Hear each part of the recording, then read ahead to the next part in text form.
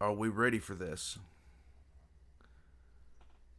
Are we prepared for what's to come? Are we ready? So, every so often, we must take into consideration things that don't make sense. That only makes sense if you look at it from a certain point of view. But once you start thinking about it, everything falls into place like pieces of a puzzle. The Theorizer has started to... He has basically formed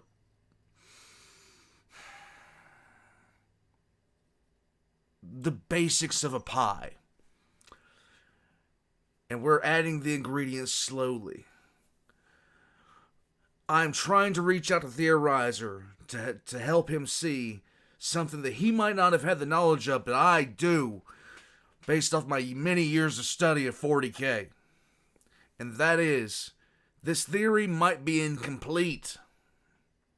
We might actually, Warpugs, we might actually know the true nature of Mort, but we don't know the true nature of Mort. And until we understand the true nature of Mort, we can't understand the true nature of Mort, can we? Can we, Warpugs? You can't, can I? Anyhow, it's time to get heretical. Yes, Tax Collector, it's time. It is time. Deathcore Trooper, sleep deprivation is just weakness leaving the body. And I know what it's all about like that. What's going on? Is everybody good? Is everybody ready? Today, we're going to learn about Mort. We're going to learn about Mort. Tyler Holtz, there is always mention of the Holy Order, of the Ordo Refurbicus. Yes. My mind can't handle the truth. I spent all day listening to Alex Jones and about 17 other conspiracy theories. I am prepared. Mr. Galaxy Wide, he has not responded to my correspondence. I will reinform you when you have, sir. Yes, we must know. I must tell him. Because, as in-depth as he says, there might be another puzzle piece to this. Who owns the company that's going to be handling the movie for 40K? The animation studios that have done Hammer and Bolter and all these other things. Who owns it? Is it related to Disney in any way, shape, or form? Is it? Oh, yes, he did. I did. I saw that, Mr. Galaxy White. I did. All right. Let's go. It's time. X in chat if you're ready to learn about the true nature of Mort. Amazon delivers to Pixar. There's a connection. There's a connection right there. Let's go.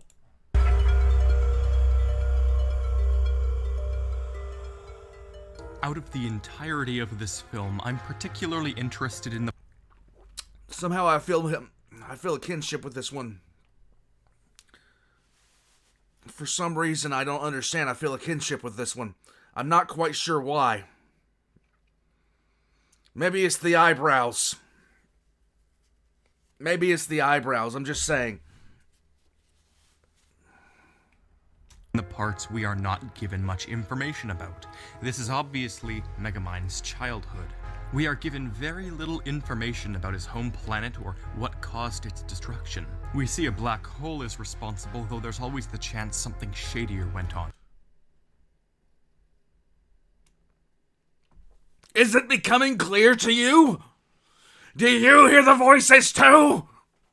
That's for another day, though. Right now, we need to move further into the future. Megamind's first day of school. What always seemed very weird to me was how Megamind hopped out of the jail and went to school only a few yards away. Why is it so close?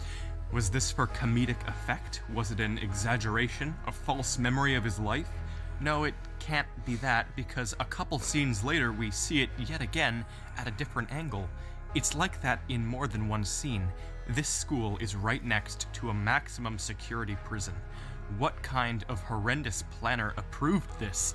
It's not even really a school, it's like a singular schoolhouse with a single teacher and a few quote-unquote gifted kids. I But know. this is just according to the slogan. Gifted as in Megamind, gifted as in Metroman, gifted as in, apparently, just all the normal children, and this girl who seems to have disabilities is included too. So is this school just for standard children, or is there something different about these children?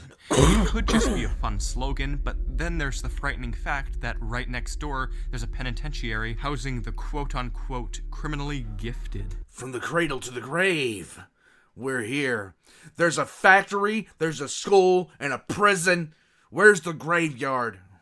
Little gifted kids, crazy gifted criminals. Coincidence? I think not. These two have got to be tied. There's something too strange with all of this. Yes. Want more evidence of a direct correlation? Let's Happy go. to oblige. How about the fact that the main mode of this prison's transportation appears to be a school bus? It's branded with the prison name, but lo and behold, something else can be seen hidden and blurred for a split second behind young Megamind. A blatant confirmation that it belongs to the Metro City School District. Holy crap! Well, it could just be an old bus that the prison was given by the school system, but the bus literally goes to the school. Yes, it still, does. indicating otherwise. And it could all be nothing, but Dreamworks did make a point of having each side of the bus read different things. And made a point of hiding one of the titles in plain sight. The animators of Dreamworks usually don't go out of their way to change things like this. Most newspapers in the film just have a set of keyboard letters repeated over and over because they kept typing to randomly This is code.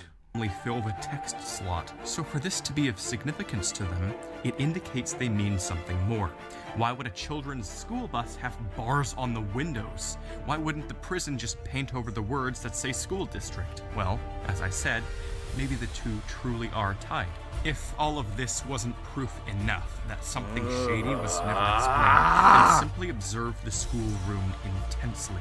If you look at the bus drawn at the front of the room, it has a bunch of class children, and monitoring everything from the back, just sitting there, is a perfect depiction of the warden, observing, watching. I've never watched Megamind, and I believe I should have at this point.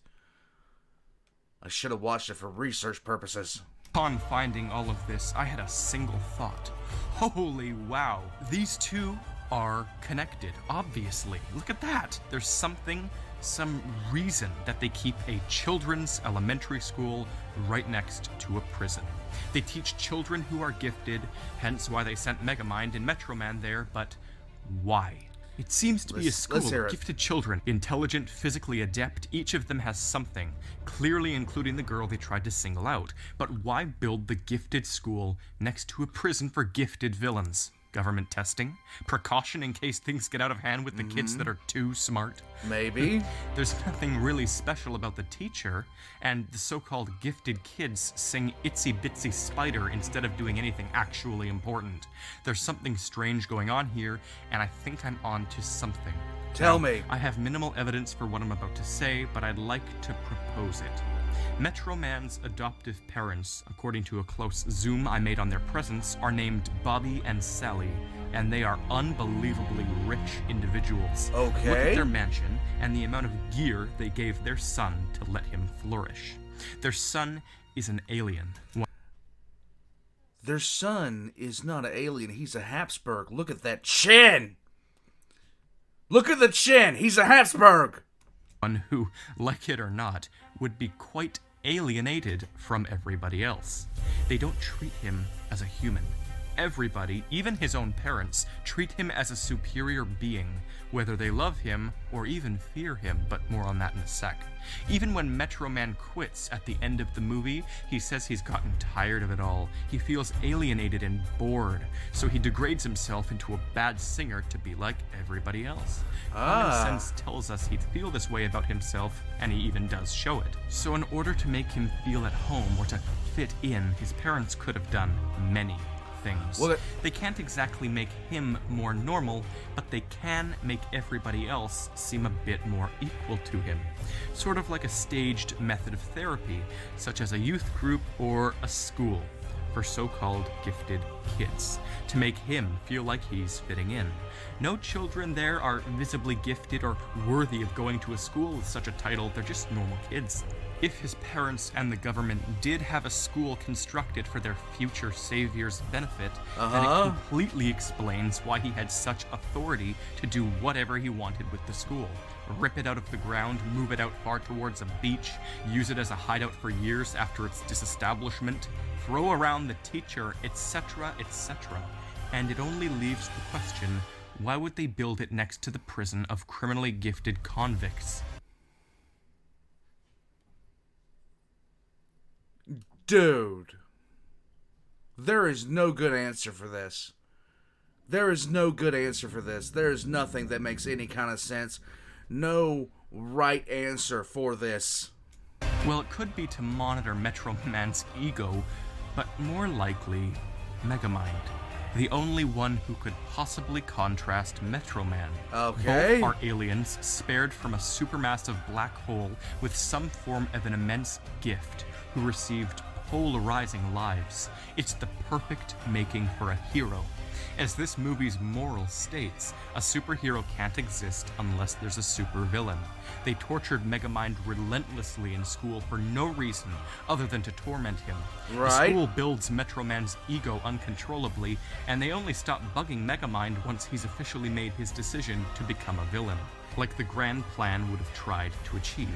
And this movie's other grand moral is, yes, heroes and villains aren't born. They always have to be made. Now there's some good reasoning to this collection of evidence I've gathered. It also answers why they would hold an innocent baby in jail for years to use him as the villain. Moving on. But why worship this kid? Why submit to this flying baby? It's as I mentioned before, deep down, they all fear him. True. If his ego builds or... Kind of like Homelander from The Boys. Everybody loves him until they realize what he is, and then they're terrified of him. Even his fear of being alone, things could get very out of I don't know, hand. Hansu. We'll find out. Someone who can divert his attention to, someone who can make him feel good about himself. A perfect villain. And when Metroman realizes the truth of what's happened, he quits. That's when he becomes humble again and finally tries to be like a normal human being. Watching the movie over and over again, I keep getting this feeling like the city thinks differently of Metroman than we'd like to believe. They all convince themselves that they love him, but really think about it. The amount of danger and fear these people must live in is astounding. Not of Megamind, he really doesn't win, ever. They fear Metroman and submit to him. This film's goal is to really go for a different take on superhero stories, and this is more proof of it. But the people who feel slightly spooked by Metroman, they've built this false dependency on him. True. A sort of indirect form of Stockholm Syndrome, a condition where a victim falls for their captor. Metroman feels trapped by the public and media, and the public feels trapped by Metroman. That's why it truly was such a brilliant idea to fake his death. The city is a vast sea of deficient sheeple. A very short time after Metroman dies, they all care so deeply about the ex-villain who saved them this time. They follow the leader. They've all been misled, and it's genuinely frightening. On the surface, they all react so expectedly to everything. They boo the villain instead of cowering in fear. They overly cheer for the hero. But under the surface, the sense of brokenness is very much so visible. Metroman's powers seem to come with a general sense of false heroism that only he can naturally contain. When Hal absorbed all of the power, he immediately treated himself like a god. He developed a horrendously blatant sense of hero syndrome, which is basically where someone puts other people in danger just so that they can save them and act like a hero. And oh, Hal goes nuts with this kind of thing. It's his brain. It cannot handle it all, and this is why people have the right to fear Metroman. His powers are uncontrollable, right? And the true fear he instills in people is an observation only apparent once you analyze and deduce your way to a shocker conclusion. Megamind's True Enemy Part 2. Hello, let's I'm go. The Theorizer. Hello. And first, we have the golden question. What if the children in the school are just kids of the prisoners? Now, most of the time when people comment things, and this applies to all my theories, Coraline ones, video game ones, all of them, either I've already discussed that very topic in another video, or I'd already considered it before making the video, and I dumped the idea. And this is no exception. The reason I ditched the idea of them being kids of the prisoners is because it doesn't make complete sense. Sure, they can visit their parents, but what he was saying about the actual population, most of the population will forget the person they were cheering on years ago is the person they hate now. If the right people tell them to believe that. I mean, that's just truth, okay? That's just truth. It's so bizarre to me. I've lived long enough to see it several times where, you know, the person that was like the darling is now like some massive evil creature, like from the pits of hell. And I've seen it go from that to that and then back again. So that's not really a stretch. It's people these days, man. Why place the school next to it, and why intentionally label them both as gifted, too? There are just too many obvious logical holes in that idea, and it isn't normal or consistent with the logic the rest of this movie often shows. The kids also are not super evil, like I think I implied they weren't in the last video. Indeed, for those of you wondering, the school isn't next to the prison to teach possible criminals or gifted kids even. This is evident in the activities we see the kids doing, and ultimately in the end, I quite successfully tried to prove that it was all a setup by Metroman's adoptive parents to make him feel loved and special. So those two counter-arguments to the schoolhouse's abnormal proximity to the prison are dealt with. On to more pressing interests. I think I myself have more proof for Megamind's villainy being staged by the government. That is creepy. At Metroman's parents' behest. Sure, they all bullied Megamind irrationally, but the warden also just kind of erases Megamind's several life sentences at the end. Sure, he saved the city, but he still indirectly caused a ton of destruction and was the literal cause of Hal becoming overpowered, yet his sentences were removed at the end. I believe this was because the prison took full responsibility for their actions in shaping Megamind's quasi-evil nature. But since okay, they don't do that. They don't do that. Doesn't matter. Yeah, it doesn't matter. Yep. Since the video came out far earlier this year, I've been continuously noticing further proof that the city is almost putting on an act to allow Megamind to escape and fight Metroman. I'm serious. I cannot unsee this now. Firstly, Megamind and Metroman have the same initials. True. Were they subtly psychologically pushed into choosing these names by the government so that when Metroman inevitably quit upon possibly discovering his life was a lie, the government could spend less money on the rebranding of the city's hero? No, that can't be, because the city itself was named after Metroman. It has to be. Wait, what? Do you know how I could possibly believe this? Well, we barely get to see a pathetic sliver of the boys' home planets, but on a big monitor in the background of the destruction, we can barely see what their planets' names are. Megaplanet and Metroplanet. What? So if the city named itself after the race of its savior, then they really are pushing his narcissism to save him and take it out on the other superior being they've kept pinned in a prison to solidify his role as evil. This city plays along like a mass fiddle orchestra. The warden, after catching Megamind, is stupid enough to take the watch that was for Megamind. He should know better. It's like he's playing along. Megamind has been captured a presumed 83 to 88 times by now, but seriously, I don't know, the film says both and is inconsistent when it wants to be, but that only... Scarbrand does hate theory. Scarbrand hates everything. Scarbrand hates Ooh Patrol. Scarbrand hates uncomfortable silences.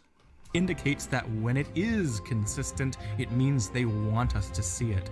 Regardless of the evidence pointing to Dreamworks hiding this film with lore, we have to get back to solving it. True. Right. The evidence of the movie faking everything. After Megamind escapes at the beginning, the prison guards give him a whole 5 seconds to stand there and say, "I'll always be a villain," despite them immediately tackling the warden and jailing him only seconds prior.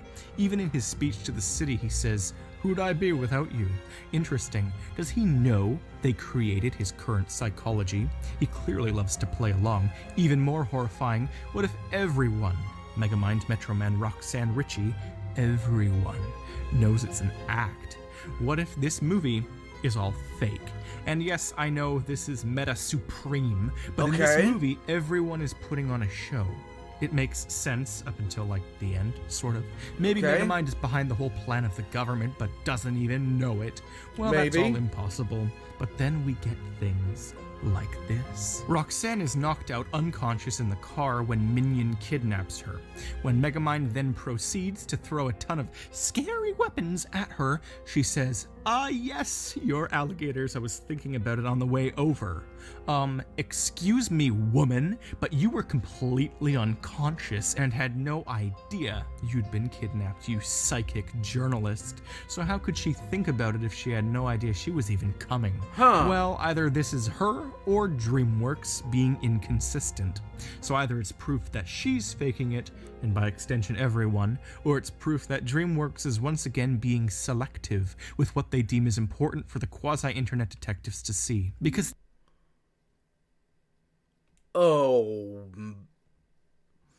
I need to watch this movie. I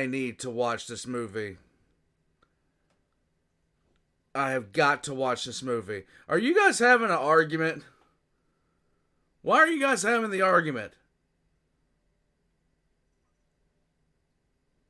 Why? What is the problem? Let me scroll up and find out what the problem is. Hold on. Oh. Desert ecosystem? Scarbrand is not on the ship, guys. He is not on the ship. Oh, God. What is the problem? Oh, God. Do I have to come in there?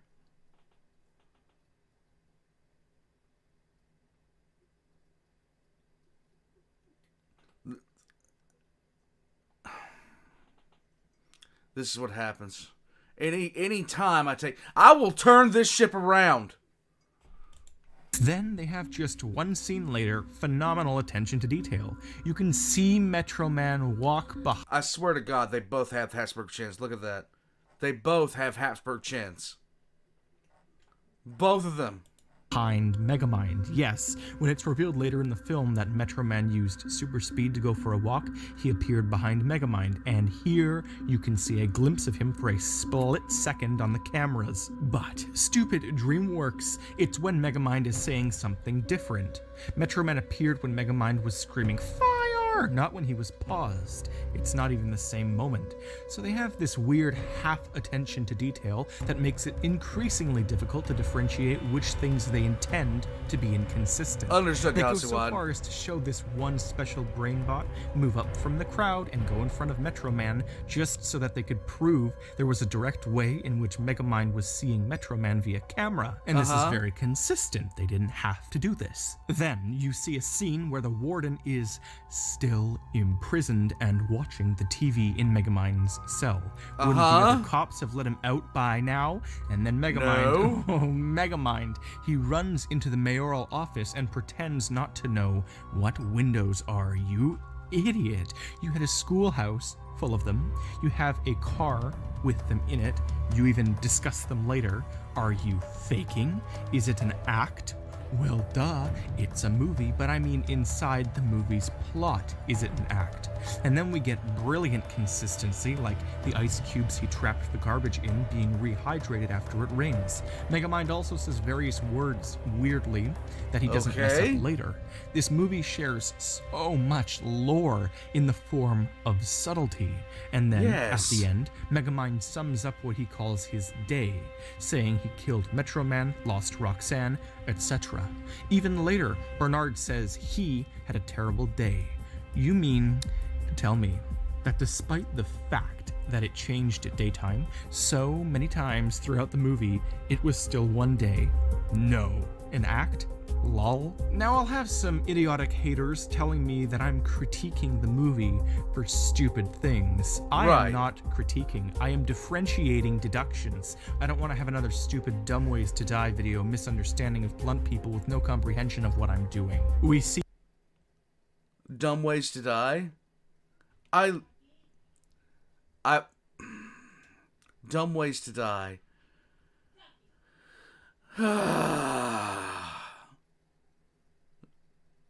For some reason, I love the Darwin Awards, you guys. I really do. And if you don't know what the Darwin Awards are, it's some of the best things on the planet Earth, okay?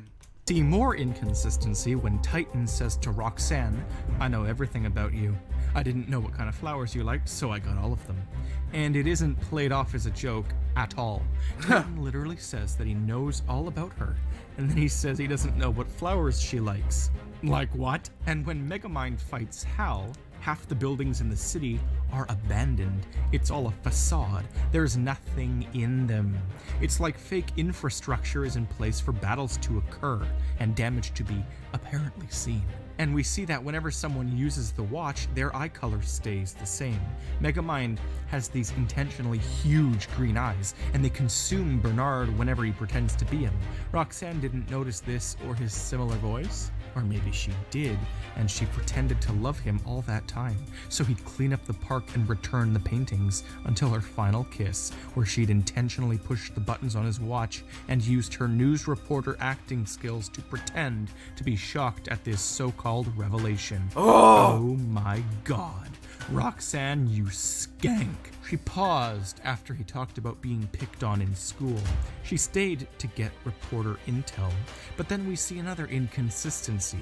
When Minion poses as Megamind, his eyes aren't consistent with this logic, but they were for the Warden. What? Is this movie tailoring its logic to give us a mini plot twist? Why? And why does the voice change for some characters, but for others who use the watch, it doesn't? Megamind probably knew Minion was the Warden by looking at his eyes. I mean, that's why he apologized to Minion, to the so-called Warden. He knew it. The eyes are clear. Anyways, I gotta chill out before me being too extra is contagious to them ratchet gangstas. If I reground myself, we can point out the most obvious of the obvious. They have a super technical looking system outside Megamind's cell. Because they want him to think he's being captured seriously. They looked shocked when he forfeits, but the guards just straight up sleep on the job. They should be able to keep him locked up for good unless this whole system is just for show. And as I said in the last video, most of the newspapers just say gibberish in them, but not the ones during the opening credits. I need to see those in HD, but I only have Netflix, which actually prevents my computer from screenshotting them. So if you have the ability to snap them, send them to me on Twitter at TheorizerYT. That would be helpful. Send them. The home planet. Hello. I'm the Theorizer, and if you recall last video, I brought up a very key point. Megamind's home planet is confirmed to be called Mega Planet. Yes. As seen on this big screen. Inventive bastards they are. the corner, and Metroman's home planet is Metro Planet. According to the Megamind Jr. novel, there is a mysterious third planet in their planetary system, which was eaten by the black hole before we got to see it, but I'll get to that later. Because we may not know the deepest inner workings of this fallen society, but there appear to be some general rules we can discover by looking simply at the brief scene we get. Megamind is grabbed by his parents as his planet is spaghettified by a collapsed solar body. He is rushed past a monitor that displays a time limit and a diagram of his solar system being demolished. He is rushed to an escape pod, given a minion, and his parents say he's destined for greatness, apparently, before firing him away. So why is he destined for greatness? Why didn't anybody else leave with him? I mean, they have enough technology to allow for this, as we see, and they're an incredibly advanced looking planet. All of this odd evidence indicates something isn't quite right with the picture. Why did they only save this baby? Did they want to collapse with their black hole? Did they want to, however, send away one super smart baby to go to a far less fortunate planet so he could give them their alien benefits? I mean, possibly. I mean, it seems similar also to what Metroman's planet likely intended to do, but I'm concerned so much for the future of humanity. Why did nobody else escape? They all appear to have super high tech, but why do they wish to destroy all of themselves but one? Seriously. No idea. Megamind can easily escape the planet. Why can't the rest of them? They have high tech. We see it in Megamind's toys. Well, maybe they did it to themselves, because maybe, like Metroman and Megamind were destined to, they fought against each other. Seriously, think of Metroman and Megamind's almost innate will to oppose each other. True. I feel like their races both had some sort of lasting battle or fun feud. They'll go down so long as their enemy goes down with them. With their intensely advanced technology, they should have easily been able to predict and evade the black hole, evacuate their planet early and save everyone, but they chose to stay. This is true.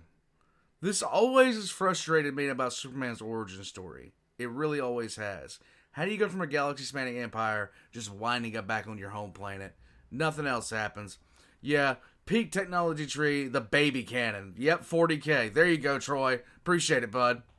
Megamind's planet wanted baby this cannon to happen, and so did Metroman's home planet. If they wanted to go down together, which is currently the best explanation for them staying, then I have a question. Did one of them use the black hole as a weapon, say, by hiding it from the other's technology, or even futuristically creating it? I have no proof for it, just what little logic deduction I can use, but as you can see, there's a whole other story here. And I guess it's also expected that, like our government probably would do, Megamind's home planet's government likely hid all of this from the public as there is mass hysteria, but that is likely to be expected, I guess. Megamind was the sole survivor of his planet's cataclysm, but why him? Was he saved because he had an amazing intellect? Well, we don't know for sure, but I think we can assume that his whole race was naturally intelligent, as shown by the big heads. So then, perhaps...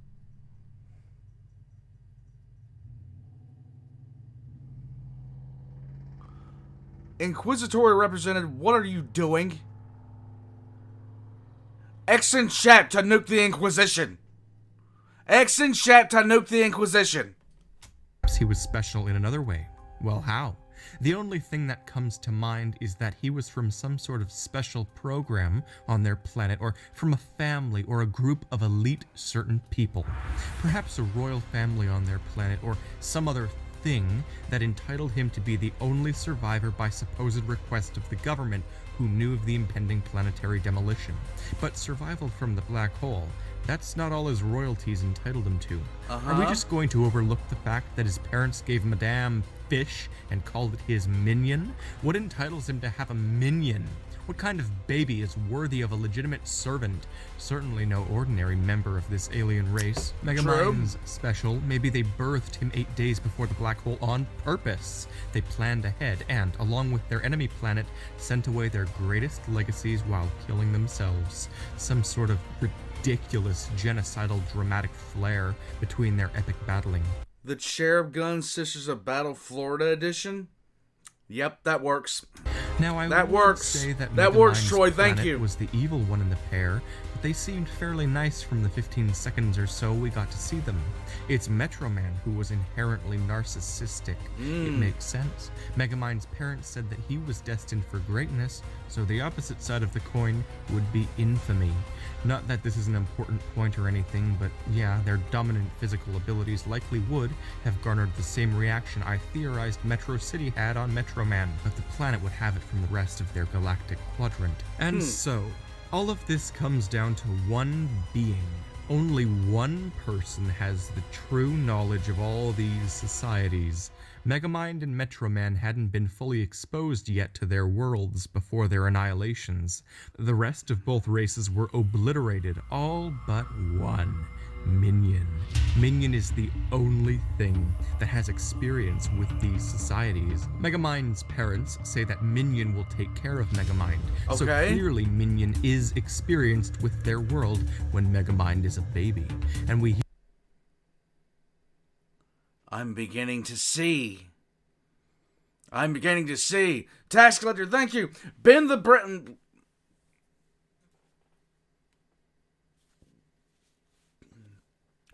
Bradley barrel, then this all makes sense. Oh my god, my brain now hurts. But I'm beginning to see how you might be able to bend the barrel of a Bradley. Hear his adult voice yelp when Megamind blows up corn in the school, so he is the only being that knows everything, yet he says nothing about it in the movie. Well, let's look closer. He's a fish, a very small fish, with maxed out intelligence for his tiny species. Why? Well, let's look even closer. Let's go. Minion is clearly intended to be able to handle any planet.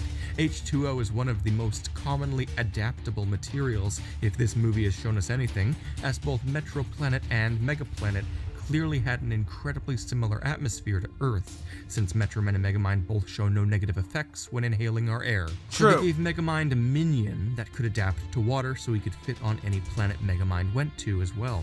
I mean, clearly Megamind's family targeted Earth regardless, since it looked aquatic with its blue water and atmosphere, so hence an aquatic minion. But again, we aren't looking close enough. So I looked at Minion, really looked at him, and I found the antenna on top of his head. How did I not notice this? This is never explained. Why is something electronic going on with this fish? What? Normally electronics make fish stunned. Don't ask how I know that. Or tell any game wardens. Mr. Galaxy, why thank you. The vid you sent in DM shows how to bend a Bradley barrel? What's with the antenna? What is he sending or receiving? No idea. idea. What is inside of this fish's brain? I don't know. And then it hit me.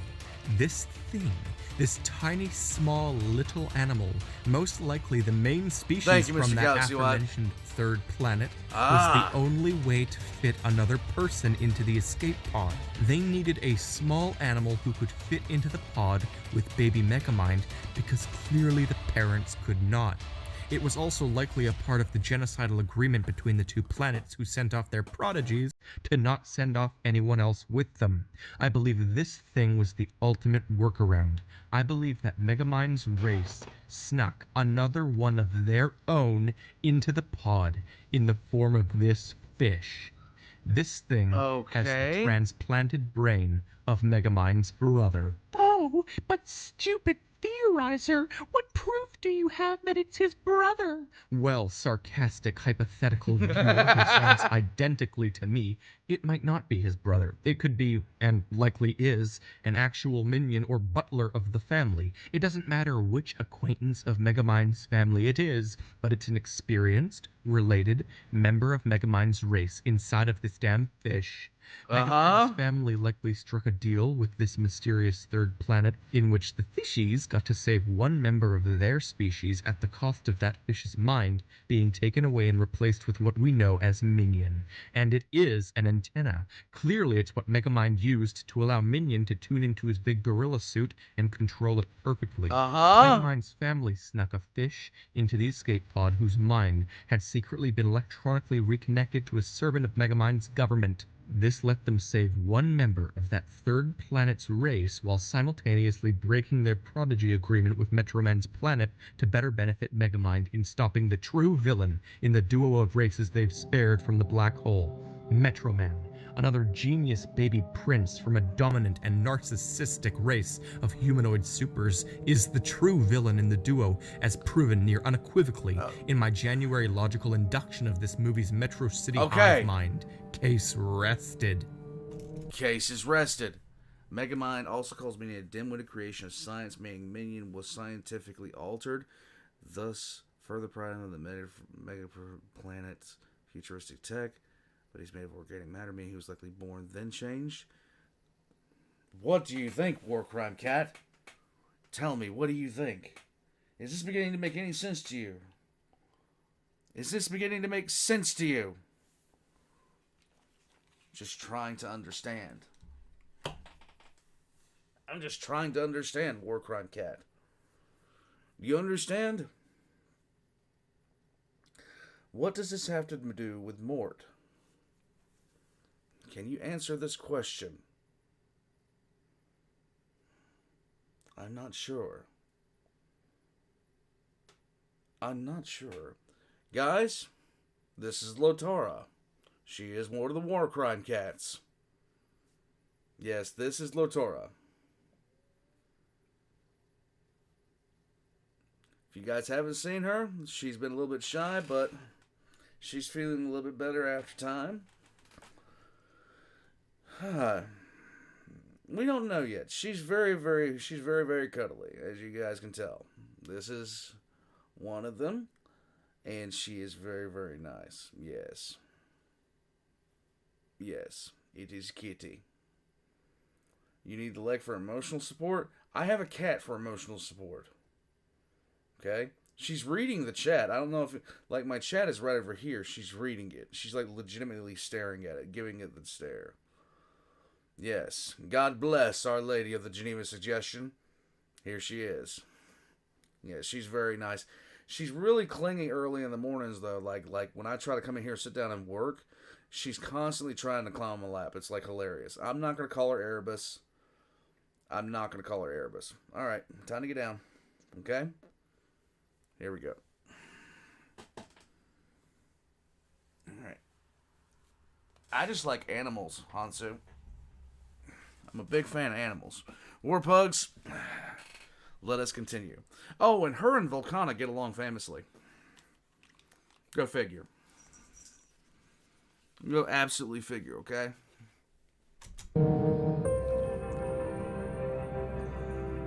Okay, couple mini theories here. Click subscribe. Mini part 1. Remember this film? Pitch Black will eventually be important. Let's go. Since Easter's right around the corner, I thought I'd analyze a film that had a bit to do with Easter. As you can see here in my top 50 favorite CG animated films, this movie is one of my top 10 favorites of all time. I love the idea, the plot, the villain, and most importantly, the secrets. Before watching this, I would definitely recommend watching Rise of the Guardians if you haven't seen it. Okay. Now here's the analysis. Now, I'm not the first person to realize this, but during multiple flashbacks, we see Jack Frost's sister named Flea, and she looks strikingly similar to the two main kids in the film, Jamie and Sophie Bennett.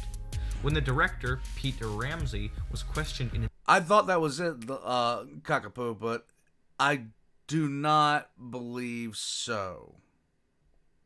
I don't believe so. Interview about their relation, he stated, "Who knows, it could be possible. It's one of those movie mysteries."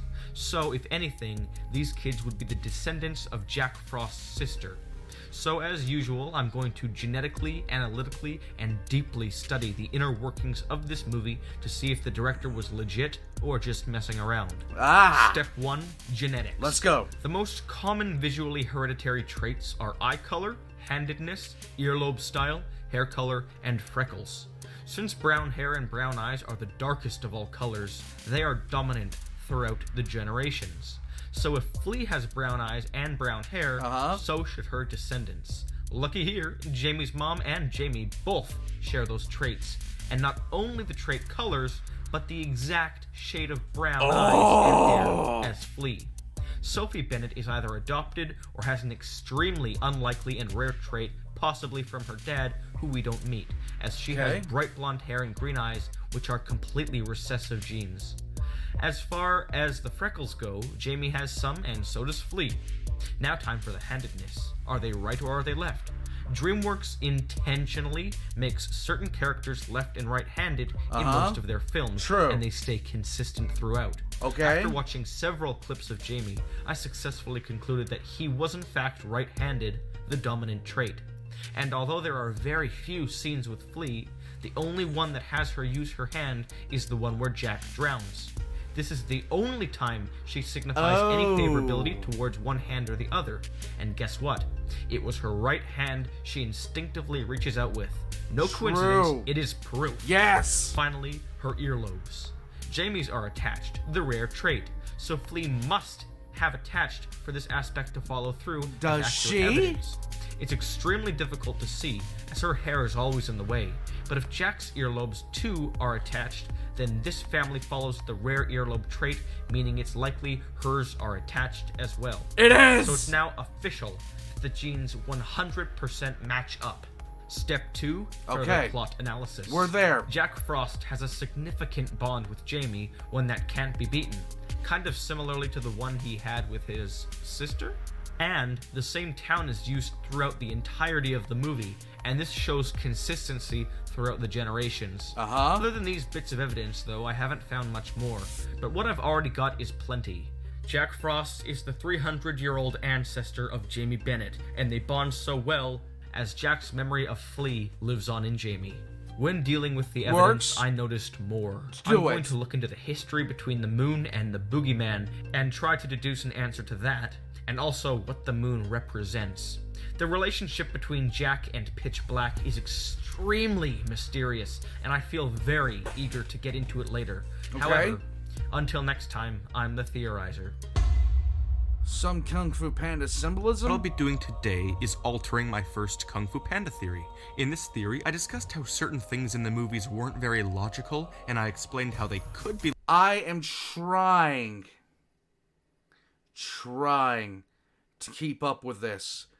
I'm trying to keep up with this. Logical and how it totally changes the story. The Poe is dead theory is my second one, and I want to steer as far away from that one as possible, so we'll only be sticking to the parts of my original Oogway theory. Let's go. Master Oogway is a pivotal character in the Kung Fu Panda series, and when I saw him in the third, I was all like, oh yes, I be prepping for this since movie number duh. But Oogway's a fairly suspicious character. He's not evil or anything, but there's a lot in which he hasn't revealed. You probably haven't wondered about this, but I have. Am I the only one who finds it bizarre that Tai Lung was just dropped off on the porch of a martial arts training station? No. Like, I realize that it's a kind place with people who can care for him, but it's also a place of constant peril and danger, with its inhabitants being masters of violence. I just find it a bit odd that anyone in their right mind would actually do this. Poe's Dude, people drop off their kids at a McDonald's.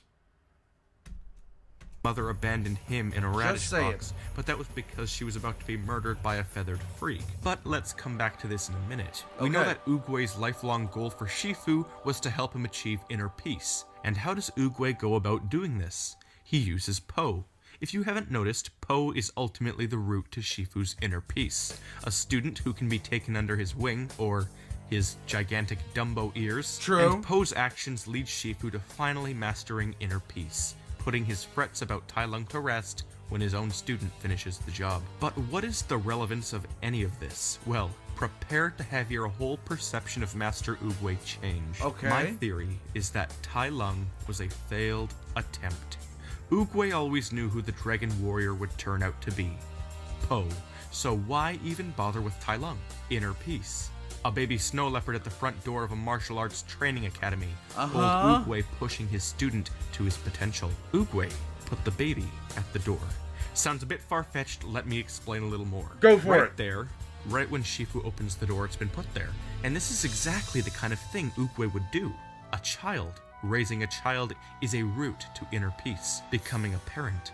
It changes Shifu, but Tai Lung turns sour and undoes all the peace Shifu gained from raising him. As we see, this affects Shifu in detrimental ways. He can't even hurt Tai Lung. In Dreamworks' rendition of China, you can openly adopt anybody. The best and most immediate example, of course, being the feathered flyer of Mr. Ping. He openly adopts Po right after finding him. So tell me just how far-fetched it is for Oogway to do the same. This is all supported in how Shifu and Oogway act. I find it genuinely hilarious that Oogway, a tortoise having total control over his immortality, kills himself right as he predicts Tai Lung has escaped. He isn't cowering, and he isn't randomly dying. He is simply letting Po do the work. Po needs to be the Dragon Warrior. Shifu's student needs to succeed, and Shifu masters inner peace, just as Oogway had so desperately wanted him to. Tai Lung, the student that failed at encapsulating the image of the Dragon Warrior. Oogway has a pattern of sending Shifu unique Well, what does this have to do with Mort? This one backfired, and hard, leading to a Dragon Warrior versus anti-Dragon Warrior 1v1. Oogway is smart. He plans things centuries ahead of time. It's just how he is. Random baby on the Jade Palace steps. Sneaky old bag with his perfect pink peach tree. Hear what Oogway's constant motto is. There are no accidents. No accidents? Then how could you mischievous millenarian, have ever even considered Tai Lung in the first place? To have not intervened sooner? How could you consider him to be the Dragon Warrior in the slightest? If you're so psychic, then why would you allow Shifu to train him all those years? If you are a prophet that lacks accidents and can detect if someone is a legend or abomination just by looking at them, then why would you start all of this to begin with? The answer is really simple. Realizing the fault in Tai Lung immediately, Oogway let Shifu train him. It kept Shifu preoccupied with happiness, but simultaneously, this had him trained into the anti-Dragon Warrior. Shifu's inner peace is this reptilian reject's main priority. In his not final words, he says that Po must fulfill his destiny just as Shifu had to fulfill his. And what is Shifu's destiny? To let go of the illusion of control. Oogway speaks in elusive riddles and metaphors, and right here, he is referring to how Po will become the Dragon Warrior. He is telling Shifu that things will flow as they should, and that Shifu can't have control of every aspect. From this perspective, Tai Lung's rage is extremely justified. He rambles on about how it was Shifu who pushed him to training until his bones cracked, and it was Shifu who filled his head with dreams of becoming the Dragon Warrior. I even translated Tai Lung into English, and it translates to Great Dragon. And finally, he says that it was... I am so confused on why this relates to Mort. I'm so confused on how this relates to Mort. Somebody... Okay, was Shifu who denied him his destiny. Okay, Tai Lung, hold up. Even Shifu says that it was clearly Oogway who denied your destiny. It was Oogway who chose not to intervene all those years, building up your passion to crush it. And it was Oogway who taught Shifu how to train harshly. So honest to God, what else could Oogway have done that night? Why would someone dash up the hundreds upon hundreds of Jade Palace steps when they can just as easily drop off their child in a town populated with plenty of kind, safe people? In the spirit realm, Oogway tells Po that he was to be his true successor, and that he chose Po as he could tell he symbolized the yin and yang. He saw the past and future of Kung Fu when he looked at Po. He also implies to Po, and literally tells Kai, that he set Po on his path so that Kai would be stopped. That's what the Dragon Warrior is. The protector of Kung Fu, bearer of the yin-yang, defeater of Kai, and Oogway's successor. Which leads to the final question. Pandas are endangered. And the very interesting implication of, if Po is Oogway's successor, Then was Oogway the original dragon warrior? Oogway's symbol on his cape is of a yin-yang symbol composed of a long serpent-like shape with spiraling appendages. A dragon, perhaps? I don't know. It's meant to be art and therefore metaphorically displayed, so how about the fact that the Jade Palace is modeled with dragon imagery everywhere? True. And it was Oogway who built it. It's just that all of this is an implication of Oogway's logic, but this is all for another theory entirely. Okay. And so, before I finish off today's video, there was something else that I noticed, which may or may not be correct. Okay. The first movie's villain is Tai Lung. He is a vicious, enraged, active villain. The second movie has Chen. He is much more graceful with his movements and usually avoids physical contact, preferring the usage of sophisticated weaponry. Okay. The yin and yang represent two halves of the universe. Yin is the passive, female, earthly aspect, and yang is the heated, active male side. And these two villains wanted to become both the yin and the yang. Tai Lung wanted the Dragon Scroll, which embodies the yin-yang, and Chen wanted to literally become it, but both failed. Do you know why? Because they both only demonstrated one half. Okay. Who, on the other hand, shows all aspects of both sides. That is what Oogway saw in him. His calmness, but also his extravagance. His body shape and colors. And the third movie has Kai, who represents both halves, but he is sort of like an anti-yin-yang, demonstrating everything that it shouldn't. So that's my theory on Kung Fu Panda. Wrong or right, I still think it's a very interesting topic for discussion, and I don't want to be accused of slandering Oogway like in my last video. Regardless, these movies are my favorite Dreamworks movies. Next to, of course, a couple others, but they're definitely in my top 3 favorite franchises. We're back at Madagascar. We're here. We're here. We're finally here. We're here. It's time to learn. It's time to get into it. Let's go. Anyways, today I'm going to be looking at the two main villains of easily the funniest Dreamworks films, the Madagascar franchise. For those who are unaware, in the first Madagascar film, all of the animals have escaped the zoo and they've arrived at Grand Central Station, where all of the humans are running wild in terror. All except an old lady, that is, who is just walking slowly and casually until she suddenly lashes out insanely and viciously attacks Alex the lion with karate? Yes, it is bizarre that she has such insane attacking abilities and the capability to literally flip a multi-100-pound lion. Then she yells "Bad Kitty" at him. When the police have the animals surrounded, the old woman somehow bypasses their blockade and disables Alex by destroying his testicles. Oh! We also see her in the Christmas special entitled "The Madagascar Penguins in a Christmas Caper." She purchases Private, the penguin, thinking he's a chew toy she can give to her poodle, Mr. Chew. That's a deranged look. Mr. Galaxy Y says, "Boss, help! Chat is trying to banish me. Help!" What did you do? What did you do? We're not at a demon world. Calm down.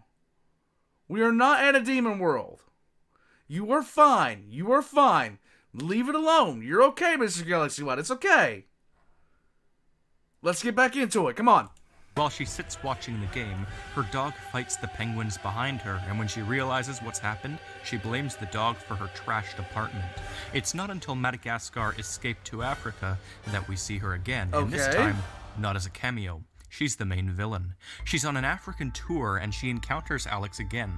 She whacks him with her handbags some more, and he yanks her from the touring vehicle. The fight that ensues really demonstrates her abilities to us, whatever skill she's trained in. Obviously, she has some sort of formal training in, I'm assuming, karate, or at least what's left of it now that she's in old age. The rest of the film involves her methodically calming down a massive group of panicked tourists, establishing an entire African safe haven. Don't banish Mr. Galaxy Y to the warp, okay? Don't do it. Leave him be. He's fine. He'll be fine. Preaching fearlessness and even beating up an even larger lion. According to the bonus disc information, she brought said massive lion back to New York in a kitty cage. What? I'm assuming she's moved on from Mr. Chew at this point. But this old woman, known only as Nana, is nothing in comparison to the third film's villain, Captain Chantal Dubois, the unrelenting animal control officer hired to capture the group of animals. She's got Nana's abilities, but to the utmost extreme. It looks like she's trained in the most effective fighting styles, perhaps Krav Maga, and definitely parkour. Her abilities are in fact so powerful that she borders the abilities of a Terminator. That's her equivalent. There's no doubt about whether she's trained or not. This woman is a titan of body control. She can survive anything she's hit with, and she won't be slowed down at all. She has a deep understanding of the animal's psyche and how to communicate with them. She doesn't second guess their massive plane or the fact that they're driving cars, but her visions, impulsive, reckless determination, and her perception of reality exceeding ours meets her with almost every single symptom of what psychologists would call schizophrenia. She sees reality in frames, which allows her to dodge dozens of speeding bananas and allows her to roll out from beneath a train at the perfect time. She knows the exact placements to make in order to crash through windows and walls. She knows how to jump extremely high. Damn! And she's been trained on how to land from massive heights. She was only caught by the police when she overestimated her smarts, and she fooled them all in a matter of hours, trapping them in their own cell. She was only outwitted by the penguins when she thought the circus was run by an actual human. She apparently has the ability to heal her partners with her voice, and she ultimately succeeded at returning Alex to the zoo. Okay, she's worse than a Terminator, okay? Case in point, she's been trained to the maximum, only being defeated with her own tactics, tranquilization. She's one of the most swift humans in the entire world, capturing hundreds of animals, including our very own Mr. Chew, which brings me to my main point. Okay. The mind-blowingly concealed connection between Chantel and Nana. Someone who's a normal viewer might say, it's just a kid's movie, they aren't connected, it's all for comedy.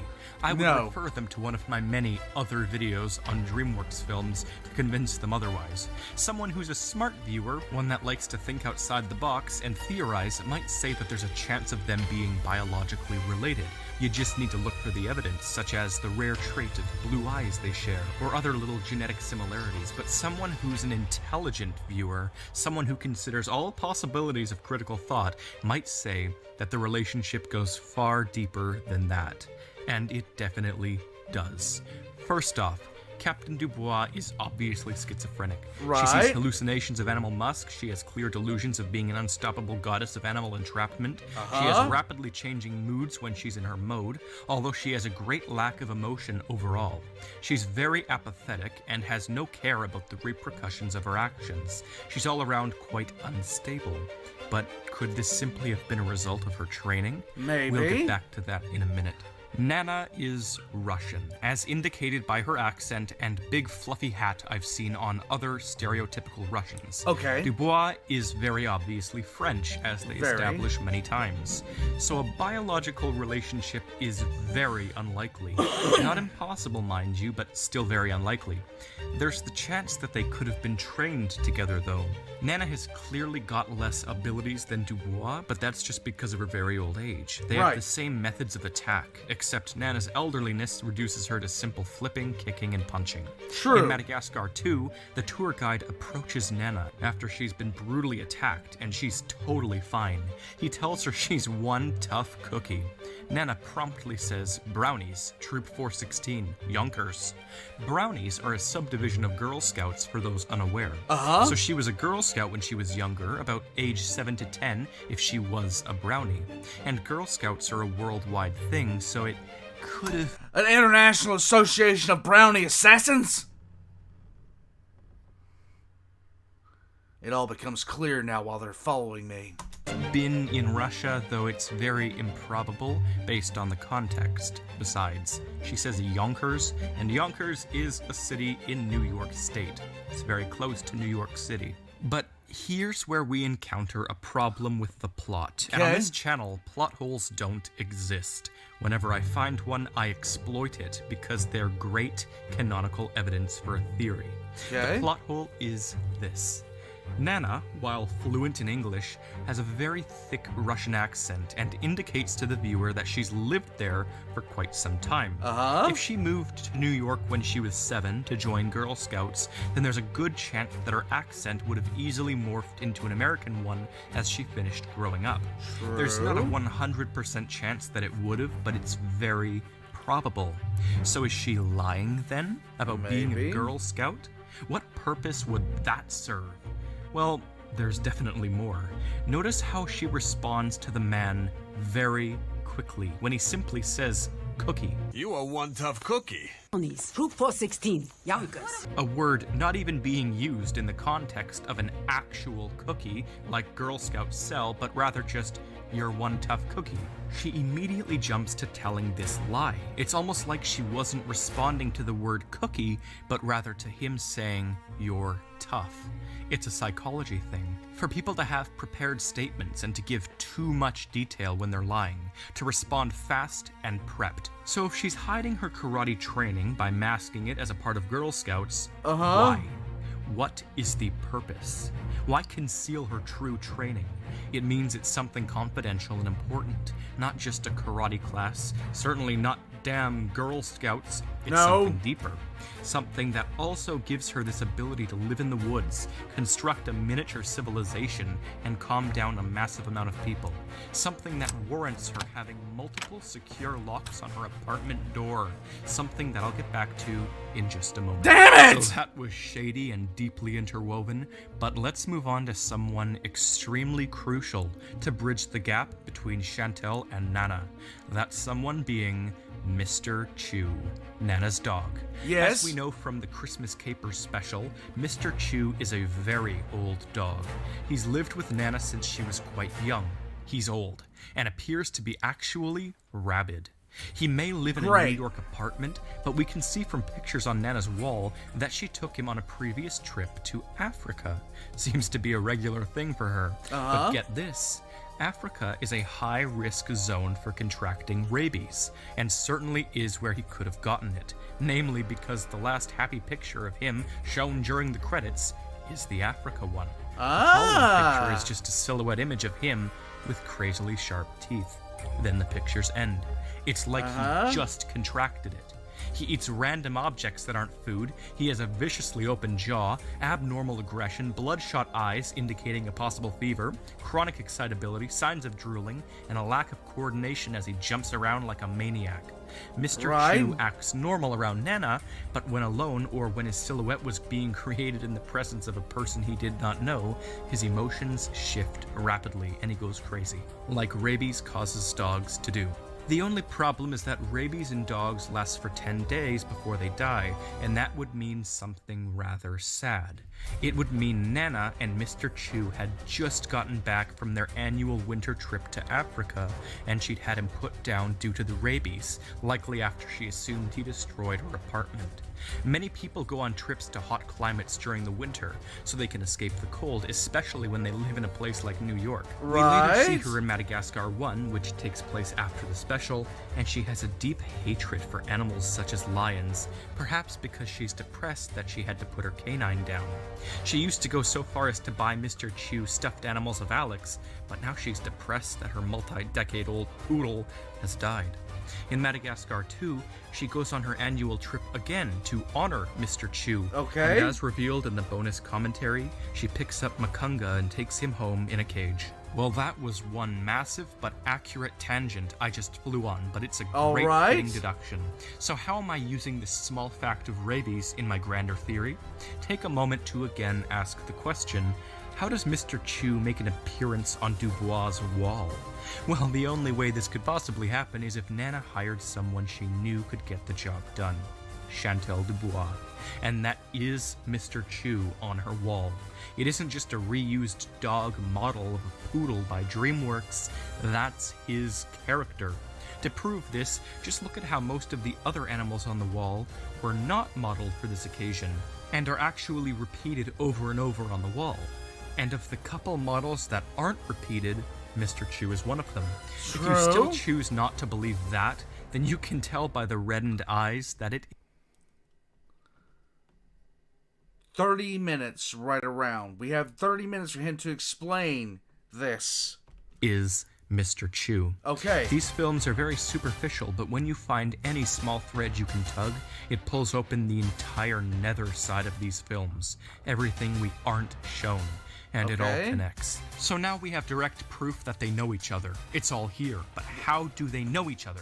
Well, we must move back to the point about their training.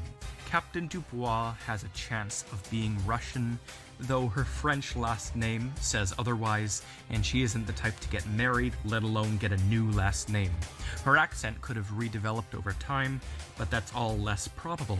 The voice actress almost makes Dubois sound like a younger, more French version of Nana, but it is still very improbable, so perhaps they're friends, trained together, the skills they share, and the only job required of such training that I can think of that would require Nana to compulsively spew a prepared lie about would be some sort of secret spy team or police force.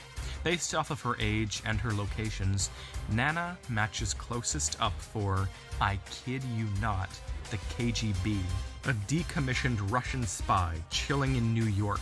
Chantal Dubois matches closest to the DGSE, the intelligence agency of France. She'd have been decommissioned after the stress-induced psychosis and retired to an animal control officer to fit her love of taxidermy.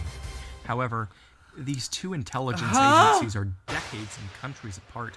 There's barely a connection at all that we could use in this situation. No, there's not. Nana would have been trained before Dubois was conceived, and all of this proves one thing, that despite everything I've been saying, there is still one possible biological connection, and that is Dubois being Nana's niece. Dubois' French last name wouldn't need to be given from marriage so long as her father was French, but Dubois' mother could very well have been Russian, an agent too, Nana's sister, and that training could have rubbed off onto Dubois. What? It's the only way, genetically, logically, and what is received when these evidence threads are connected. Chantal Dubois' mother is the sister of Nana. From a young age, Dubois showed a keenness for animal abuse, as we know from her little speech at the beginning. Such parents logically would have had her distracted with something else.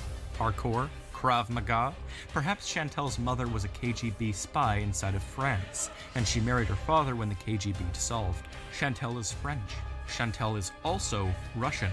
The films make sense, and as crazy as this theory sounds, you cannot deny the evidence shown. Whether it be the mega lock on Nana's door, or Mr. Chu pinned to Chantal's wall, there's only one thing that can connect it all. And I've done, to the best of my ability, what many smart viewers of Madagascar have already tried. Tying the two main female villains together. I hope you were enthralled, or in the very least, entertained. Until next time, I'm the Theorizer. Over the Hedge connects everything?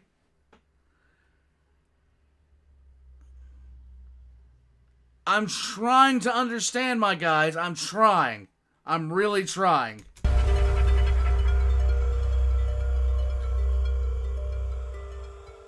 Dreamworks has a track record of making wonderful films. Some have deep world building like Shrek, some are absolutely ever increasingly hilarious like Madagascar, and some are extremely good in all ways of character like Kung Fu Panda. And while the general consensus is that they've dipped in quality since being bought out by Universal, that doesn't prevent them from still creating amazing movies. They're known for letting loose when it comes to comedy as opposed to stuff by Disney, and one of the funniest yet forgotten standalone films they have ever made is undeniably Over the Hedge. This thing is full of perfect timing, actually genius slapstick, and some of the best jokes and characters they've created henceforth. And it may surprise you that there's some unexpected lore to unpack, but if you've ever seen my videos before, you know that it's always the case with me.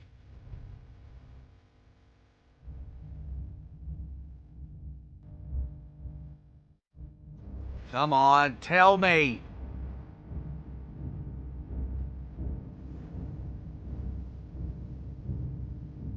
Hello, I'm the Theorizer, and here we see Gladys Sharp, one of the most over-the-top, goofy, bureaucratic nutjobs ever put to animation. All of the jokes at her expense land well, and that's her purpose. But what can I dig up on her, and what might it unearth about the rest of this movie's unexplained backstories? I'm gonna explain all we know first, and see what comes of it. So, Gladys Sharp is the president of a homeowners association. In other words, she's Mega Satan. In other words, she's Mega Satan. Okay, I've got it. I'm on it. Let's She go. seems to organize and dictate this El Rancho Camelot suburb in Chesterton, Indiana. Her rules are tight, strict as hell. She determines such petty things as the 54-acre suburb's collective grass length, and she flies off the handle when it's so much as half an inch longer than is It's the acceptable HOA. in any given yard. Nuts. Every other person in the neighborhood thinks she's, well, exactly like this. This community is extremely isolated from outside interference, and it has its own newspaper. It's a very exclusive arrangement, and this woman is so into her job because managing the homes of this kind of enormous gated community is a job on par with being a sort of city mayor. The suburb is huge. It's been debated whether or not she's even the real villain here. Okay. When they all debate in the street over whether Ozzy is dead or not, Gladys exclaims that she hopes he's not in any pain. This is genuine despite her comedic knee-jerk reaction to kill it when he jumps and runs away. Gladys Sharp is not a bad person per se, but she is a workaholic and she loves No, she's an HOA president. She's this personification of evil. And that is all there is to say about it. being one. She loves perfection and keeping the community she regulates in check. She wanted all of the animals humanely killed before they got painfully injured, but after more and more madness, she lost her cool and demanded inhumane execution. She owns a highly pristine cat whom she loves, and she is by no means a sociopath of any sort, let alone a psychopath. She's just short-tempered and often past the point of rationale. So why is she like this? Where is she from? Was she elected head of the suburb? She loves her job, and avoiding it stresses her out, but how come? Well, it probably just comes down to, mostly, natural personality. I've basically already dissected her personality in another video. You see, Gladys Sharp looks, sounds, and acts exactly the same as this character from the animated tween television show Total Drama Island. She's just like the character known as Heather, whom I analyzed a few months ago. I'll just link that video in the box above now for those who want to know more about her nature. But could Gladys be responsible for more than she lets on? Is she a part of some government body that created this neighborhood to begin with? Probably. No, a collective group of Satan worshippers that are known as HOA manager. Probably. She's likely trying to move up the ranks and... It's just no. Oh no. Why are there... Galaxy, come on, man. Calm down. Calm down. This smaller, near-political pseudo-occupation seems to be her stepping stone. The brochure even reads the kind of thing she'd write. Only a select few will call it home. Despite it being fit for 50,000 families. But something about this brochure's map confuses me. It shows what's left of the forest. Apparently, the so-called forest is a minuscule patch of wildlife locked within a 54-acre suburb. Not only that, but this mini patch is marked for future development. Gladys couldn't just wait for the construction to move in behind her house. She was so agitated that she needed to exterminate the animals immediately. What this means is that the forest's remnants aren't going to be plowed down for quite some time. And what that means is that the gang of foragers are safe. For now. Okay. But this patch of woods is not a long-term solution according to the map. So in trying to dissect Gladys's motivations, I've just pieced together the fate of the animal's home. Okay. If RJ and the gang are stupid, they'll continue to rob the suburb, much to their soon-to-be-exterminated detriment. They must get out of there. And then I saw the end credits scene where the gang has done it. They're out of the suburb. They're back over near RJ's old home near a mountainside highway. Okay. Because they're robbing that same vending machine. I'm not sure this food is a long-term solution either, though. It's not meant for these kinds of animals. No. And the vendors will eventually stop filling it if it loses money. RJ made them like him. Is that really a good thing in the long run? A family out for itself? So again, if they keep stealing from the suburb, construction will move in quicker, which will push them out, which makes sense then as to why we see them at the vending machine, which itself is also a temporary solution in many ways. True. So we know the future of these poor animals, but what's going on with the other characters? Vincent was shipped off to a proper environment, Gladys was arrested, and Dwayne the Exterminator tried to escape, but most likely didn't. judgment, ultimately. What kind Okay. of fate befits a person who breaks the laws of the state and the laws of luminous flux? Well, probably at least a few years in prison, right? She'll get out eventually, though, but I'm not sure she'll be permitted HOA presidency again. Dwayne will Are you kidding me? They're gonna make the HOA president overall of states. probably stay in prison longer unless he smooth talks his way out of a harsh sentence. He is, after all, not the one assaulting officers. So that's that. I've explained all character pasts and all character Prophet. Ah, anger, anxiety, and paranoia is a bitch.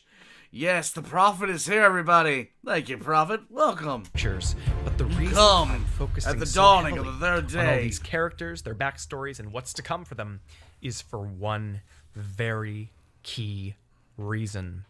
There's something bizarre about these two humans in particular. Okay. And it took me so long to acknowledge what it is, but I finally got it. Right. When you mix these two villains together, you get the single funniest villain ever to come out of a Dreamworks film, Captain Chantal Dubois from Madagascar 3, the Animal Control Officer. Wait, what? Chantal Dubois is the delusional and obsessed French woman with the personality of Gladys Sharp and the occupation of Dwayne LaFontaine. Let's see. Krav Maga? Check. Obsessive insanity? Check. Extroverted thinker? Check. Can use scent to identify all species in a somewhat supernatural manner? Check. Obsessed with the entrapment of animals? Double check. This is it. But the similarities aren't just limited to these human characters. what? They Why are HOAs tolerated? Are they private or government? They're private, Troy, but they might as well be their own little, like, it's not even, it's horrific as far as how authoritarian they are. Let's go. expand to the whole of the movies. Let's Okay. see. Both Over the Hedge and the first Madagascar were released only a year apart, both by Dreamworks Animation. Both feature a group of highly intelligent animals fighting for survival in a human's world where Right. their voices are masked with squeaks and growls. And Madagascar literally promoted Over the Hedge. I have the damn DVD, I know these things. The comparisons never Okay, end. let's It's go. like they're the same movie, except one features animals learning about humanity, and the other focuses on animals separating from it.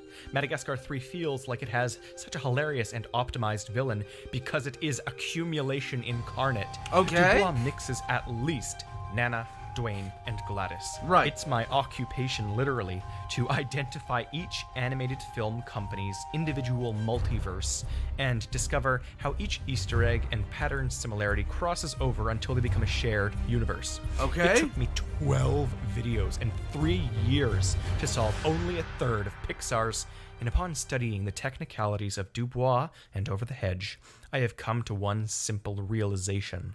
We now have solid evidence to suggest that Madagascar and Over the Hedge take place in the same world. Have you seen that video I made a while back? Almost a year and a half ago, I made one of my only theories on Madagascar, where I tried proving that Dubois We're getting was there. Nana's niece. We're getting there. We're getting there. I'll link it above in the box now. It is one of my best videos, but I'm slowly becoming inclined to suggest that if it truly is a shared universe, and the parallels, by the way, are uncanny, then could it also be true that people like Dwayne LaFontaine and Chantal Dubois, both with French last names, Right? could have gone to the same school or training facility?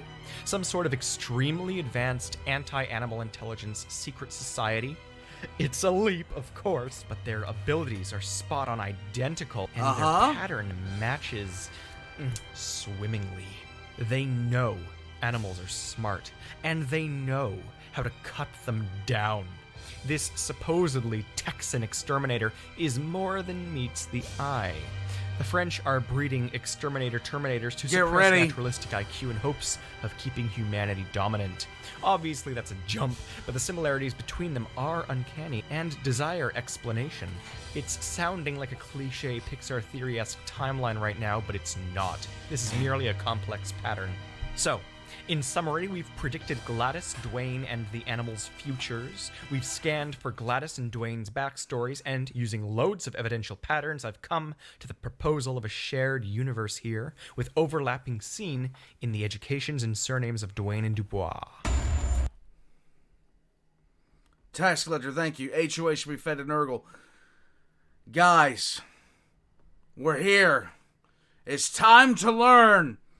It's time to grow. It's time to find it all out. Let's go!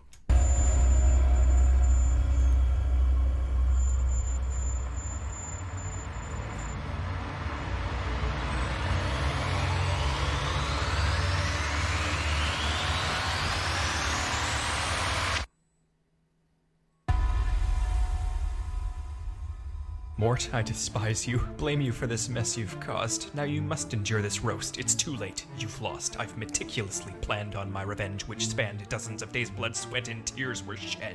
Pathetically rich you were. For an episode, necrophilic hitches in your britches. What a load of crap. Get down like the animal you are. Chicken shit, babar. Elephantine veil. You're on par with the worst of the worst. Lemur's own grandfather. How, may I ask, is your DNA a beaver's? 'Cause you're damn annoying. Flipping falsetto and back with your false head ass on crack, only flaunting what you lack. You're the Adam of your species and the Eve, might I add. How does that work? 'Cause the pieces don't add up. Who is your dad? Lies, you've got nothing to lose. Which is why you simply choose an inconsistent history. You're not a mystery. Okay. Alright, here we go. Troy Nina says, a lot of companies reuse assets and employees. A character designer would mix characters that work, combining traits is common with authors. Yes, Troy, but we're not here for that. We're here for the insanity. Let's go!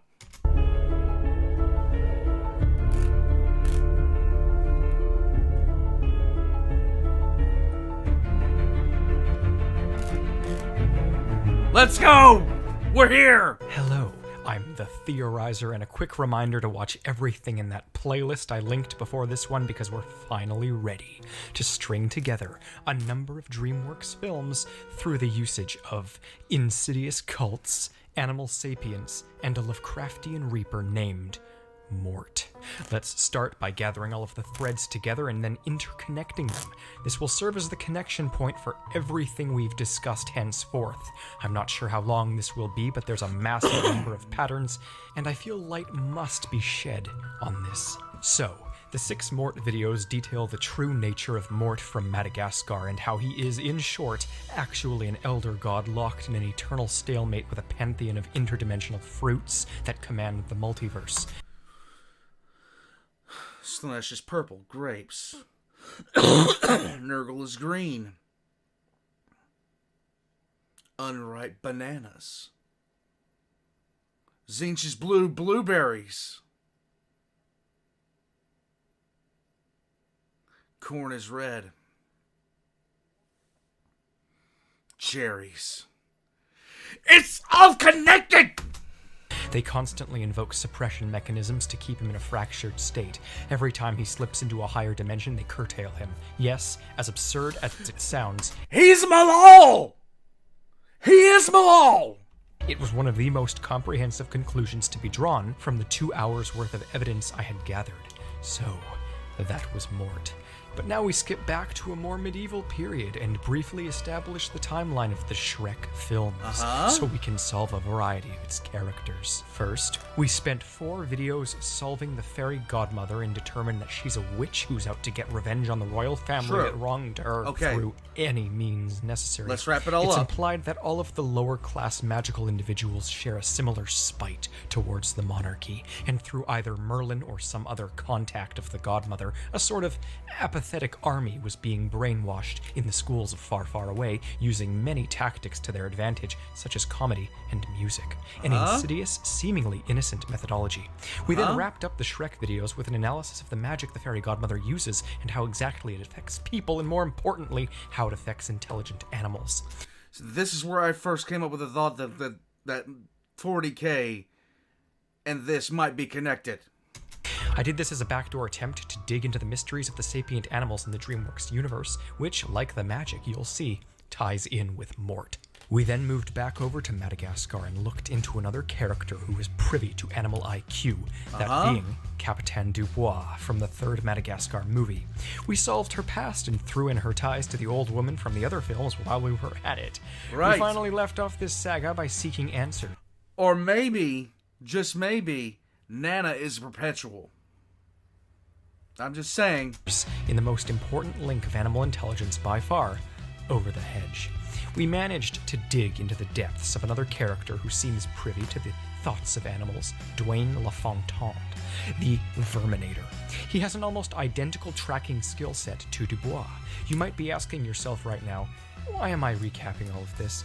You might also be asking, how on earth do these all connect? I want to know. And to answer both of those questions at once, I will simply respond with, I just explained it.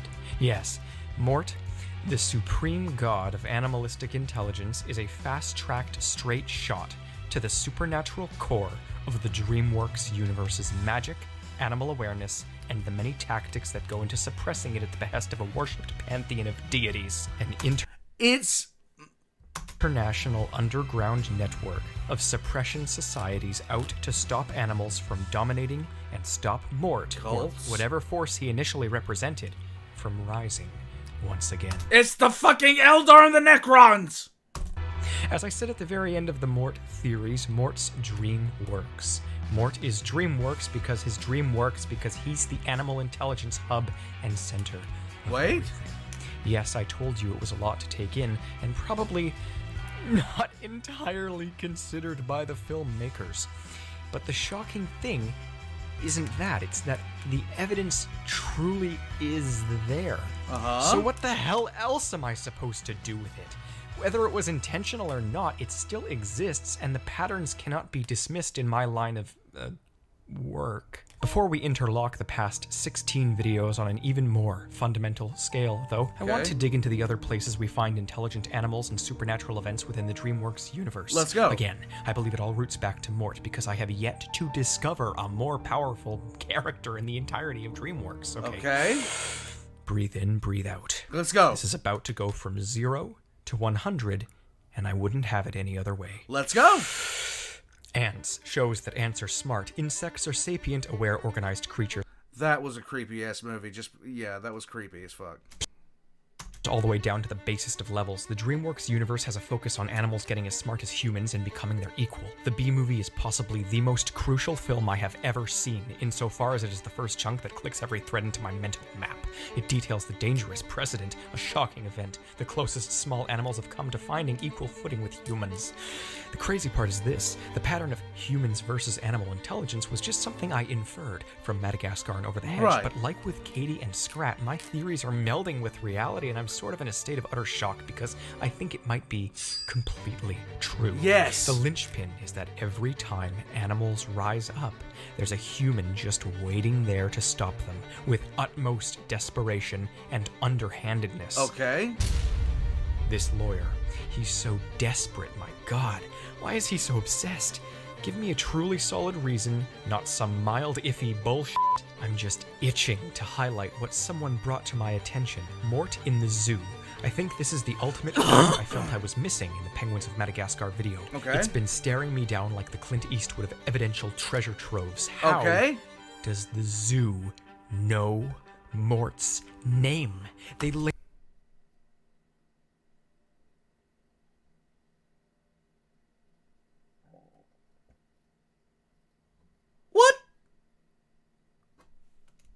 their toys as Mort plushies. How do they know his name? I have our answer already. It's been waiting for me patiently for months. Chantal Dubois isn't the only evil redhead out to crush the penguins. If there was going to be anything, there's going to be an evil redhead, okay? I'm just saying. Her name is usually Tiffany. Anyhow. The linchpin is that every time animals rise up, there's a human just waiting there to stop them, with utmost desperation and underhandedness. Alice. She's so desperate, my god, it's been staring me in the face. What the hell? How'd I gloss over this? She's so bizarrely desperate to expose the penguins. She knows she's a part of something aware of Mort. In one episode where the penguins are exposed, she brings in the government for a reason. There's something out there, something lurking beneath the surface, and Alice knows, the zoo knows, the pattern. I need a minute to think. Oh, frick. You gotta be shitting me. I just solved it. The linchpin is that every time animals rise up, there's a human just waiting there to stop them with utmost desperation and underhandedness. The racer from Turbo. He's so desperate, my god, so desperate to beat Turbo. It's everywhere, I'm telling you. At first I thought it was an infrequent pattern, but it's everywhere. Okay. Literally everywhere. You know, the reason I connected the Chantal Dubois theory in with my Over the Hedge theory was because I noticed a little something that I hinted to near the end of the Over the Hedge video. Right. Both Chantal Dubois, a French animal control terminator, and Dwayne Lafontaine, an animal control verminator with a French last name, had superhuman abilities related directly to the tracking and extermination of intelligent animal life. They are evolving physically, just as the animals are evolving intellectually. And coincidentally, they both seem to have French origins. Sort of a coincidence. Let me think. I'm actually going to search this up and see if he... It is! It's another one! Oh my god! The racer from Turbo is French! Oh my god! This is bringing The frog conspiracy is here! me to tears. What the hell sort of link have I stumbled upon? What sort of pattern is this? Guy Gagné from Turbo, he doesn't seem to be superhuman, but there is another unique link in that Snails! Snails are notoriously French cuisine. Hot damn, I'm on a roll of some sort, but I don't know how. What the heck is it with French exterminator terminators? The linchpin is that every time animals rise up, there's a human just waiting there to stop them with utmost desperation and underhandedness. Okay. The Boss Babies organization is out to stop the adoption of dogs. They're so desperate, my god. I think I might have mentioned it before, but I and many others have had sneaking suspicions that some animated films that look like they take place in the past are actually the far future. It's a neat little plot twisty trick, and for years I've been inclined to say that it's the case with Kung Fu Panda, as all of the Chinese animals speak English, wield the supernatural, and are wholly unhindered by a human race that does not exist, while simultaneously using the kung fu humans created. So if it's in the future, then yes, it might be to imply that Mort and his acolytes won this multiversal war, depending on what's actually going on here and whose side is with who. What is The going linchpin on? is that every time animals rise up, there's a human just waiting there to stop them with utmost desperation and underhandedness. Yes? How to Train Your Dragon is literally about suppressing less intelligent animals into submission before they can take over. It's so desperate, my god. Like the Croods, it's at the other end of the spectrum from Kung Fu Panda. Humans are gaining intelligence here, but dragons ain't speaking yet. I'm not quite sure just how many Dreamworks properties can be encapsulated within this umbrella theory, but there seems to be an alien element as well as seen in All Hail King Julian, and it perhaps seeps over into stories like Home, Monsters vs. Aliens, and Megamind. Oh my god. The government was suppressing Megamind and Metroman, as I said in my theory. Okay. It's too much. Perhaps reinforcements from the fruit pantheon? Perhaps it's irrelevant. Shark Tale proves what we already know, which is that animals are smart underwater too. And I even hear that the new movie Abominable has a character, another redhead, that's out to suppress animal intelligence as well. While I know very little about the Croods, I feel like it deals with a divergence point of sorts where humans started gaining intelligence faster. Again, I assume. But don't even get me started on Mr. Peabody and Sherman, in which a dog basically controls space-time out here shaping history. Right. And the villain is a spiteful middle-aged woman who is genetically similar, psychologically similar, and voiced by the exact same actress as Gladys Sharp. Humans are trying to force evolve themselves as seen by the mutations of Monsters vs. Aliens, but how am I supposed to work with all of this? It is exhausting. I know there's some sort of cohesion to this, but there are so many bizarre coincidences and patterns, and my job is to stitch them together without holes. This is my task, whether the patterns are intended or not. I fill plot holes, if I can. But this video has served its purpose. It's literally the midway point of this dissertation. The threads are here. Now they just have to be strung into the corkboard. As promised, we will use all of this and structure it into a timeline and a cohesive theory, though it will be an extremely lengthy endeavor. I'll at least try. This is the same situation I was in with my penultimate Pixar theory, but that ended up working like a charm. I need more time to debate which of my other Dreamworks theories belong in this playlist, so you might see some more get added shortly. Keep up to date, that's all I'm saying. Before we can do any of that, the purpose of this video is to show you the basis of what I'm going for here, and show you all of the things you need to look for, because now comes that time. Help me in the comments. I need all instances from all Dreamworks properties. But what did Shrek have to do with this? Smart animals, humans suppressing them, supernatural events, and aliens of all sorts. Any Dreamworks property, all of the films, spin-offs, everything. Help me. I'm shocked I've gotten this far completely on my own, to be honest. This will end up being 25 parts. I've said it before, I'll say it again, and I'm foreseeing 7 hours in total length. This will be so awesome when I finally compile into that mega video, and I can't wait to see what will happen next. I need to think on a more grounded level to recuperate for now, but fill my comment section. Fill it. Fill it.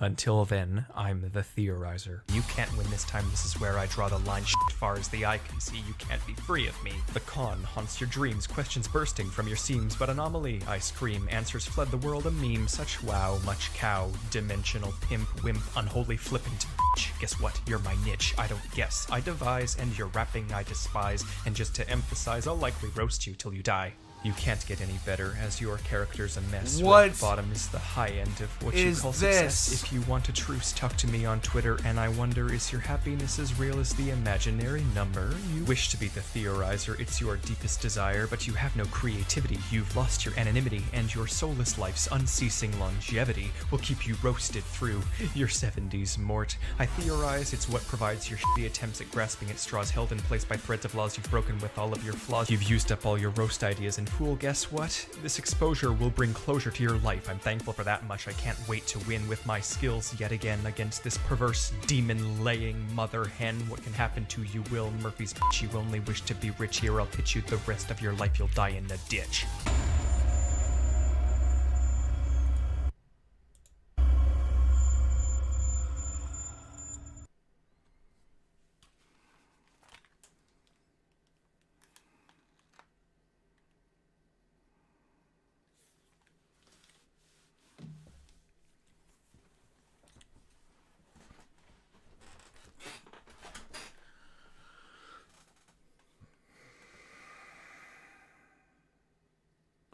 But what does Shrek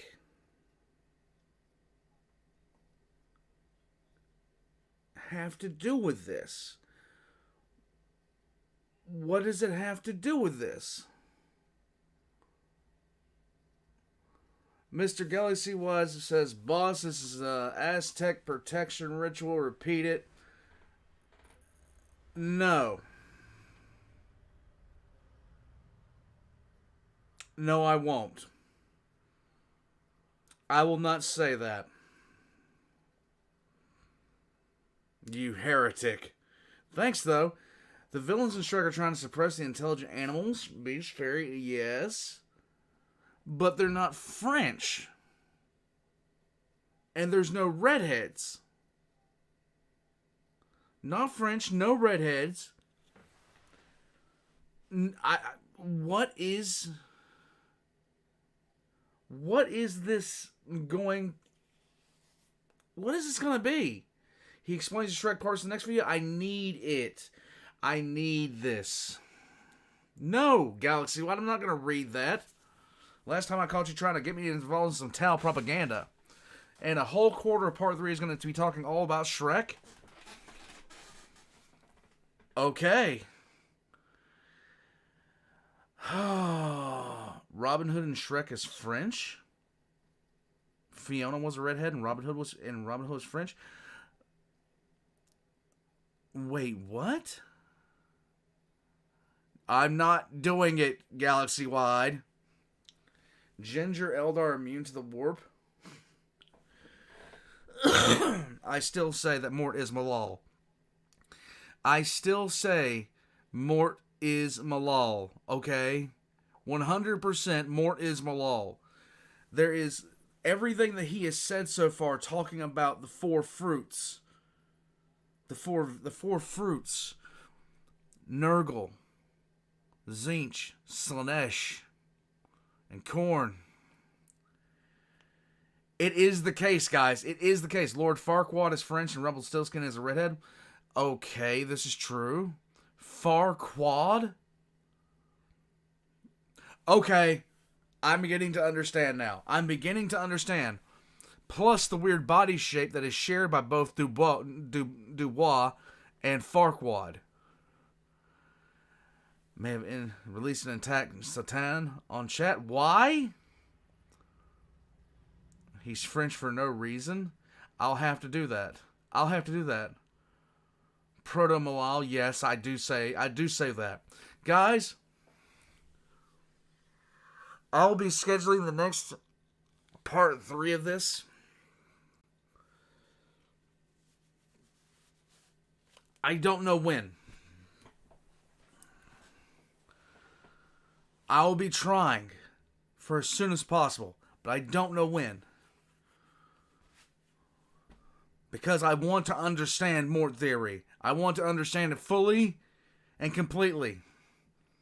X in chat if you want to understand Mort theory, because I believe I have more of this story than he does. I know who Mort actually is. I know who Mort is, his damned name. And I know why, because animals don't have souls and the Chaos Gods couldn't use them, and Mort is anti-chaos. I don't know yet, Mr. Galaxy Y. We'll figure it out. We're probably going to be doing Left 4 Dead 2, to be honest with you. Mort is Malal. I'm right about this. I know I am.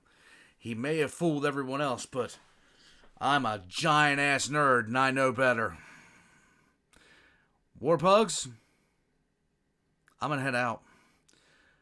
I've got some thumbnails to put up. I got some videos to put up for you guys later. I'm also going to... I'm going to talk about what happened the other night. I will tell you guys why I seem really behind on everything right now. Because I am. I'm going to head out from here. I hope you guys have a great night. Some of you have a good morning because I know some of you are sleep deprived right now. And we're going to head out from here. We're going to continue on and we're going to figure out more about Mort theory. Because it deserves to be known. It deserves to be known. He will not fool it. He won't, like, the second that he said that about the kids, I knew who he was. Mort is Malal.